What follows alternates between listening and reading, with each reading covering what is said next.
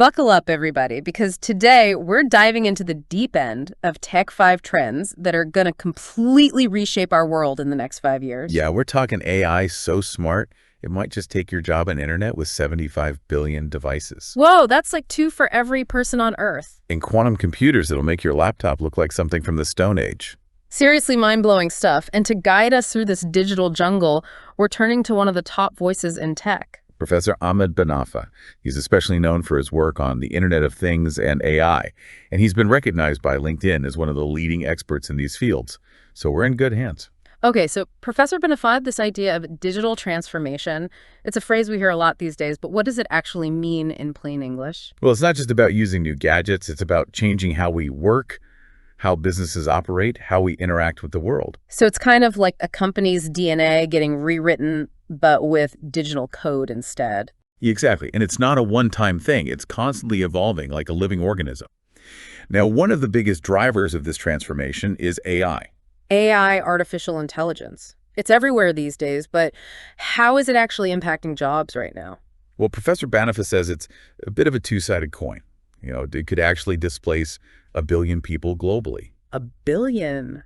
That's a scary thought. But on the flip side, it's also predicted to create 97 million new jobs. So it's a bit of a technological tug-of-war. So we're losing jobs, but also gaining new ones. But are these new jobs just replacements, or are they totally different? That's the key point. Yeah. It's not a simple swap. Yeah. The skills needed in this AI-powered world are changing rapidly. So what kinds of jobs are we talking about here? What are the jobs of the future going to look like? Think AI ethicists, prompt engineers, data security specialists, jobs we probably haven't even thought of yet. That's both exciting and a little terrifying, but it sounds very Silicon Valley. Is this AI stuff happening in the real world, or is it just a tech industry thing? Oh no, AI is already making waves in all sorts of industries.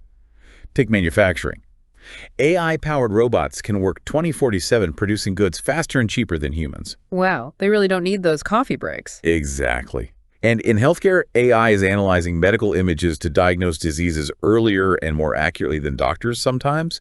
And in finance, AI is catching fraud and making split-second trading decisions. So AI is everywhere, but let's be realistic for a second. This all sounds pretty expensive. What are the challenges of actually implementing this technology? Well, trading those super smart AI models is like building a digital brain. And it takes a ton of computing power, storage, and energy. Yeah, all those servers and data centers going to suck up a lot of juice. Professor Benafa gives this crazy example. Using GPT-4 to write just 100 words consumes as much water as 3 bottles. 3 bottles of water just for writing? That's insane. Right. It's all about those massive data centers guzzling energy and resources. And the cost of training these models is skyrocketing too. OpenAI's GPT-4 cost $100 million to train, and Google's Gemini Ultra even more. Wow. So is this technology only for the big players then? Can smaller businesses even afford to get in on this? Not necessarily. Companies are now offering AI services on a subscription basis, which makes it more accessible for smaller businesses to experiment and find what works for them. Okay, so it's not just a big tech playground anymore, but with all this power comes responsibility, right? What about the potential downsides of AI? Like, what if it gets used for malicious purposes? Professor Benafa brings up some pretty scary examples, like that deepfake scam in Hong Kong, where a company lost millions because someone used AI to impersonate their CFO. People are actually using AI to commit crimes? It's happening. And it's getting harder to tell what's real and what's fake. Even scarier, a woman fell for a deepfake Elon Musk, showing just how convincing this technology can be. That's terrifying. It's like we're playing catch-up with our ability to tell what's real and what's fake. And it's only going to get more challenging as models like GPT 4.0 Gemini and even Meta's Llama continue to evolve. Professor Benafa even mentions these super advanced models, ChatGPT 5 and Strawberry Q, that are still under wraps, but are supposed to be even more powerful. It feels like we're on the edge of a technological cliff, both exhilarating and terrifying at the same time. It is a bit of a tightrope walk, but hey, that's the future for you, always pushing the boundaries. Now let's move on to our next trend, the Internet of Things, or IoT for short. Welcome back to our deep dive into the tech trends you absolutely have to know about. We've already talked about how AI is shaking things up, but now let's dive into something that feels straight out of a sci-fi movie: virtual reality, augmented reality, and extended reality. Is XR just a fancy way to play games, or is there more to it? Oh, it's so much more than just games. Professor Benafa actually uses this really cool analogy. Imagine a virtual fish tank projected right into your living room, no actual tank or water needed. That's the power of XR, creating experiences that blend the real and the digital. Okay, that sounds pretty cool. But what about real-world applications? XR is already changing the game in healthcare. Imagine surgeons using AR overlays during surgery for real-time guidance. Or picture students taking virtual field trips to ancient Rome without leaving the classroom. It's like teleporting learning to a whole new level, but are there any downsides to this tech, like ethical concerns or potential risks? Well, privacy is a big one. As XR devices get more sophisticated, they can collect tons of data about us, our habits, movements, even our emotions. Yeah. Imagine a company knowing how you react to their ads in real time. It's a bit unsettling. Yeah, that's kind of creepy. And what about the whole spending too much time online thing? Could XR make us even more disconnected from the real world? It's a valid concern. The key is finding that balance using XR to enhance our lives, not replace them. Now let's switch gears to something a little more down-to-earth cybersecurity. With all these devices connecting to the internet, aren't we just asking to get hacked? It feels like we're walking around with a big hack me sign on our backs. Is there any way to stay safe online these days? Well, Professor Banafa stresses that cybersecurity isn't just an IT problem anymore. It's everyone's problem. It's like locking your front door. You wouldn't leave it wide open, would you? No way, not in this day and age. Exactly the same goes for your digital life. You need to protect it. So first things first, strong passwords use a mix of letters, numbers, and symbols. And think about getting a password manager. It's like a digital vault for all your passwords. Okay, that's a good tip. But what about those two-factor authentication things? Are those really worth the hassle? Absolutely. It's like having a double lock on your door. And be careful what you share online. Think twice before posting sensitive information like your address or full birth date on social media. You never know who's watching. Yeah, it's scary how much we share without thinking, what about those phishing scams? How can I tell if an email is legit or not? Be wary of any emails with suspicious links or attachments. And if something sounds too good to be true, it probably is. Professor Banafo recommends checking out Kaspersky's cyber map and a website called Have I Been Pwned to stay informed about the latest threats. Knowledge is power, as they say. Those sound really helpful, but what if, despite my best efforts, I still get hacked? What should I do? First, don't panic. Make sure you back up your important data regularly. Yeah. It's like having a spare key if you think you've been hacked. Report it to the authorities and consider contacting a cybersecurity professional that can help you assess the damage and get back on track. So it's like calling a digital locksmith makes sense. Now, I want to circle back to AI for a minute. We talked about job displacement, but what about the people whose jobs are actually replaced by AI? What happens to them? It's a really important question. Professor Banafa believes that education and upskilling are crucial. We need to equip people with the skills to thrive in this new job market. It's not just about learning new technical skills, but also about adaptability, creativity, problem-solving things that AI can't replicate. So basically, being human is our superpower. Exactly. And we need to make sure everyone has the opportunity to develop those superpowers. So things like universal basic income or retraining programs could be part of the solution. It's a societal shift, not just a technological one. It feels like we're all in this together, figuring it out as we go. We are. Now, before we move on, let's revisit the Internet of Things for a second. Remember, we're talking about billions of devices connected to the Internet. Where's all this headed? Yeah, besides my smart fridge ordering groceries, I don't need... What's the big picture here? Think self-driving cars communicating with traffic lights to prevent accidents, or smart grids adjusting energy distribution based on real-time needs. The IoT could even help us tackle climate change by optimizing resource usage. It's about creating a more connected and efficient world. That's a lot of responsibility for a bunch of gadgets, but is it safe?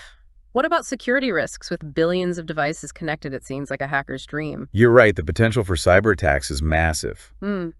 Professor Banafa really emphasizes the need for strong security measures, both at the device level and across the entire network. It's like building a digital fortress around our lives. And then there's the whole privacy thing, all those devices collecting data about our lives. Imagine your coffee maker sharing your caffeine habits with advertisers. Exactly. We need to make sure this data is protected and used responsibly. It's a balancing act between innovation and protecting our privacy. So we've covered XR, cybersecurity, and the ever-expanding IoT. What's the key takeaway from all of this? It seems like we're standing at the edge of a new world full of possibilities, but also potential pitfalls. That's a great way to put it. These trends are powerful tools, but it's up to us to use them wisely. We need to find that balance between innovation and responsibility, between embracing the future and protecting ourselves from its potential downsides. It's like we're explorers charting a new frontier. We need to be both excited and cautious, but there's still one more trend to talk about. That's all right. We still need to revisit the mind-bending world of quantum computing and then tie it all together. And we're back for the final stretch of our tech deep dive. We've covered AI that's shaking up the job market, XR blurring the lines between real and virtual cybersecurity that feels like the Wild West, and an Internet of Things that's connecting everything under the sun. But we've saved the most mind-bending for last: quantum computing. It still feels like something out of Star Trek to me. I know, right? But it's getting closer to reality every day. The basic idea is that while our laptops use bits, zeros, or ones. Right, the building blocks of digital information. Exactly. Quantum computers use qubits. Think of it this way, I bet. It's like a coin that can land on heads or tails. A qubit is like a spinning coin. So it's both heads and tails at the same time. Until you stop it. Yeah, they harness the weirdness of quantum mechanics to solve problems that would take our regular computers millions of years. So they can do a lot more at once. Think cryptography, drug discovery, even climate modeling. Imagine developing new medications in a fraction of the time, or creating super secure communication networks. Okay, that's pretty amazing. But why aren't we all using quantum computers right now? What's the catch? Well, for one thing, these systems are incredibly sensitive. The slightest interference can mess up a calculation. Ah, so they're a bit finicky. You could say that. It's like trying to build a house of cards in a hurricane. And error correction is another massive challenge. One tiny mistake can throw off the entire computation. It's not like baking a cake where you can just scoop out the extra salt. Exactly. And then there's the challenge of getting the results out of the quantum computer without messing them up. It's starting to sound more like science fiction than science fact. It's definitely cutting-edge stuff, but the potential is huge. Okay, so we've talked about these 5 tech trends separately, but how do they all fit together? Yeah, are they all just separate pieces, or is there a bigger picture here? They're all interconnected, kind of like a giant web. Advancements in AI are fueling innovation in cybersecurity. And the IoT, for example, AI algorithms are being used to detect and prevent cyber attacks. And they're making IoT devices smarter and more efficient. So it's not just about individual trends, it's about how they all work together. Exactly. And as these trends keep evolving, we'll see even more merging between them, leading to innovations we can't even imagine yet. So what does all this mean for our everyday lives? How will this tech shape the world 5 years from now? Well, for starters, we'll see businesses completely transformed by digital technology. The companies that embrace these trends will have a big advantage, while those that lag behind might struggle to keep up. And for us regular folks, it means we need to be prepared for a world where technology is woven into every aspect of our lives. We'll need to keep learning and adapting to thrive in this fast-changing world. So we're all kind of like explorers in uncharted territory? I like that analogy. It's both exciting and a little daunting, but the good news is we get to help shape this future. The choices we make today will determine what that world looks like tomorrow. That's a powerful thought. So as we wrap up our deep dive into the 5 tech trends shaping the next 5 years, I want to leave you with this. Which trend excites you the most, and what possibilities do you see for it in your own life, maybe even your career? It's a question worth pondering, and if you want to explore these trends further, we've got some links in the show notes, so go check them out and keep those imaginations firing. That's a wrap on our deep dive. We hope you enjoyed the journey and feel ready to embrace the future armed with knowledge and a sense of adventure. Keep exploring and keep learning. See you next time. Happy diving, everyone!